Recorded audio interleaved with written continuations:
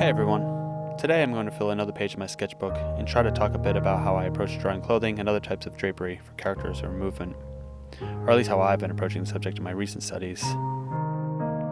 At the end of this video, I'll also talk about some of the resources that I've been using when studying the subject, as I'll surely flesh out anything I say here in a far deeper way. In the following sketches, there's a piece of fabric, the force of gravity, and a form the fabric is draped over, preventing it from falling. In these cases, that form is a cylinder representing an arm, leg, or torso. In this example, gravity pulls the fabric over a sphere. The position where the fabric leaves the form and falls is called the tension point. Note that the tension point isn't typically at the top, but at the edge where the fabric begins to pull away from the form. With a single tension point, the fabric lines fall vertically down in a predictable way. When a second point of resistance suspends the cloth between two positions, the gravity pulls from both points, creating a diaper-like fold. The look of the diaper fold will depend on how much slack the fabric has between the two tension points and the relative height of each. The further apart those tension points are, the less draping we'll see in the fabric.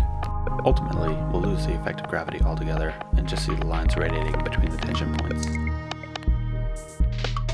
I find the lines pulling from each tension point often dissipate before reaching the opposing tension point. This creates overlapping bending shapes rather than a series of U-shapes. So I started actively studying the subject of drawing drapery again just recently.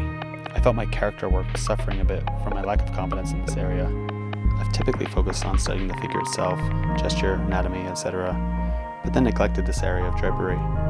So then, when drawing characters, I would just have to fudge my way through by adding clothing and costume elements based on some basic understanding and observational skills. Drawing from imagination depends on both your visual memory and a strong understanding of the subject matter so that you can interpret it to what you need. I think my visual memory was okay, but I just didn't have the comprehensive understanding of drapery that I needed to use it in the various poses I wanted to make. To simplify that concept, I tried to boil it down to basically two main considerations: force and resistance. This idea of a resisting force that keeps the fabric in place and an opposing force that pulls it away simplifies some of what seems to happen when drawing drapery and clothing. Additionally, focusing on these forces tends to result in clothing folds that reinforce the gesture and feel of the underlying character.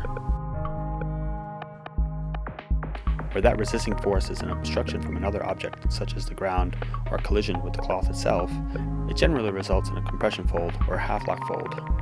These usually result in U-shapes. And when the compression force comes from multiple directions, it can tend to create what look like little divots.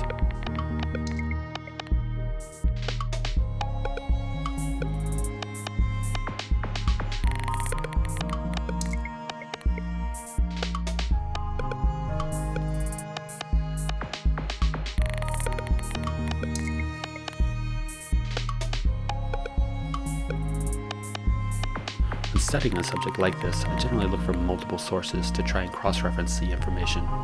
This helps to understand the topic better. Then I look to reinforce that information by looking at photo references to confirm what I had learned. I then draw the subject over and over again in my sketchbooks. I'll draw by looking at references, then drawing that from memory, and then finally from imagination, using a different vantage or pose to force myself to draw constructively through what I had learned. I find this is the best way to ensure I've really committed the concept to memory and that I won't lose the information once I've moved on to another subject.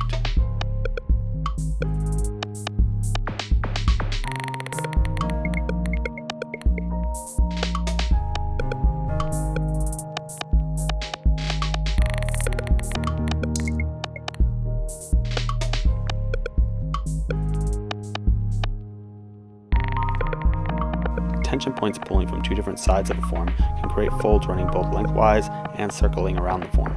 This creates a spiral fold or a wrinkle with an S-curve. This S-shape may get accentuated when the tension on the fabric comes from rotation of the underlying form, such as that of a wrist twisting. When the cloth is pulled by another object or force, it behaves just as gravity would on a tension point, but only pulling it in another direction.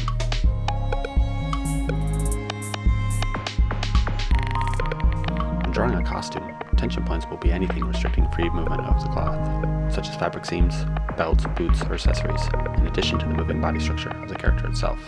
Simplifying this by focusing on points that reinforce the gesture is helpful in creating a sense of movement and preventing drawings from getting overworked. For more information on the subject of drawing drapery, I would suggest checking out the videos by Cynics and Modern Day James in the links below. You could also look for the book Dynamic Wrinkles and Drapery by Byrne Hogarth, and the book Figure Drawing, Design and Invention by Michael Hampton, which also has a chapter on the subject. If you found this video helpful, please hit like and subscribe if you'd like to see future videos. Thanks again for watching.